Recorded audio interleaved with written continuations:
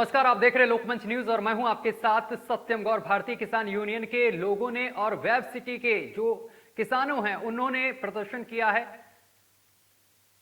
और किसान इकट्ठा होकर गाजियाबाद के कलेक्ट्रेट परिसर में अपनी मांगों को लेकर जमा हुए हैं, जहां उन्होंने अपनी मांगों को लेकर प्रदर्शन किया है और नारेबाजी भी की है। किसान संगठनों से जुड़े लोगों का कहना है कि वेब सिटी की जमीन का अधिग्रहण 2019 और 2010 माफ करिएगा 2009 और 2010 में शुरू हुआ था और कुल 5 गांव इसमें शामिल थे, लेकिन अतिक्रमण किया गया था, जिसके बाद किसानों के विरोध को देखते हुए 2014 में जीडीए और गाजियाबाद प्रशासन और पुलिस ने किसानों से एक समझौता बिल्डर का कराया था, लेकिन उन्होंने लागू नहीं किया।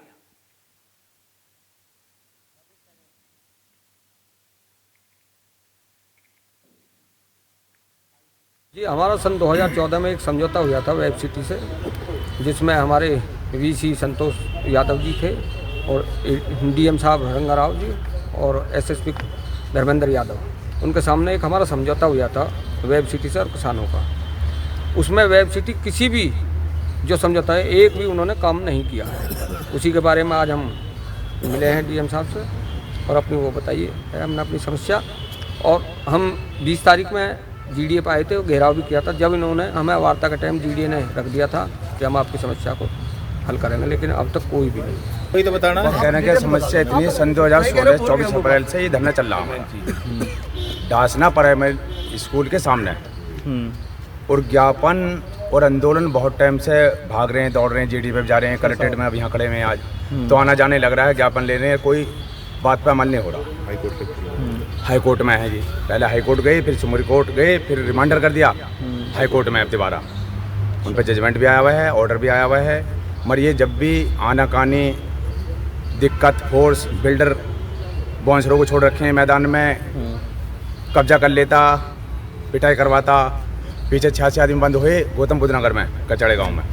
क्या है, हमारी जो है वार्ता जीडीए में चल रही है। 2 बार हमारी वार्ता का टाइम दे दिया गया है और वार्ता बिल्डर ने निरस्त करा दी है। उस बीच में बिल्डर ने कविनगर थाने की पुलिस को ले जाके जो किसान की ज़मीन थी, जो फसल बोई हुई है, कल उस पर कब्जा कराने का काम किया, जिसमें विनोद दरोगा कविनगर, जिनकी बहुत भूमिका रही है, किसानों को धमकाने का काम किया है, मुकदमे लगाने का काम किया है कि तुम्हें जेल भेज दूंगा, संगीन धाराओं में तुम्हें मुकदमा दर्ज कर दूंगा।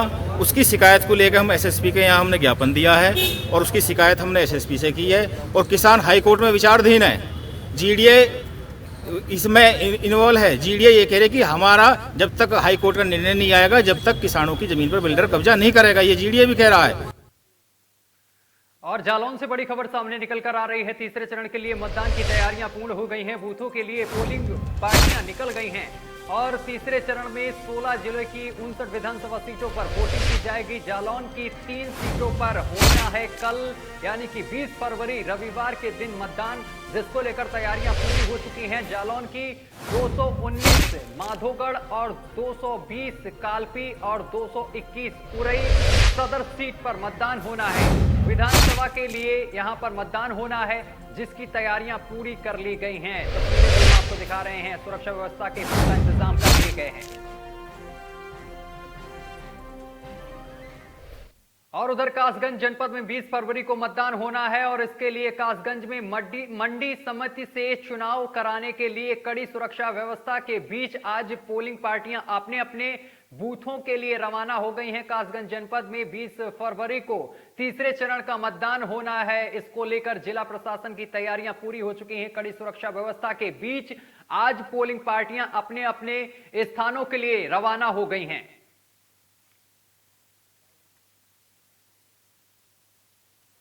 देखिए, आज हमारे यहाँ पार्टी डिस्पैच का दिन है। जैसा कि आप लोग देख सकते हैं, हम लोग मंडी समिति में निरीक्षण कर रहे हैं। यहाँ पर संपूर्ण तैयारियां की गई हैं कि पोलिंग पार्टी के जो हमारे कार्मिक है उन्हें किसी भी तरह की कठिनाई का सामना न करना पड़े।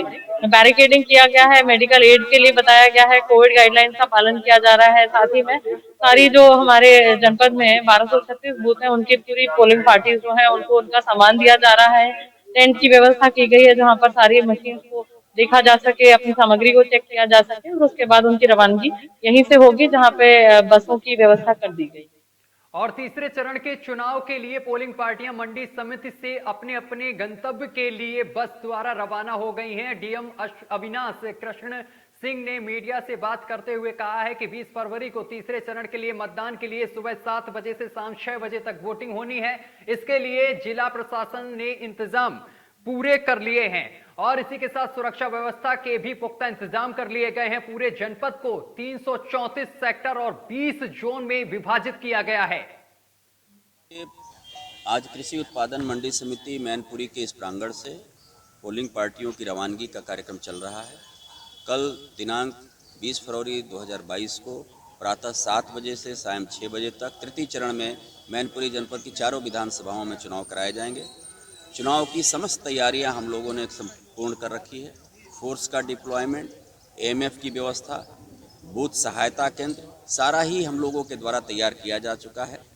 पूरे जनपद को हम लोगों ने 134 सेक्टर और 20 जोन में विभाजित कर रखा है और सारी फोर्सेस की डिप्लॉयमेंट किया जा चुका है।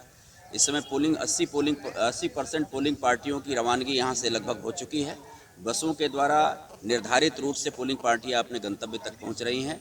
जनपद में निष्पक्ष शांति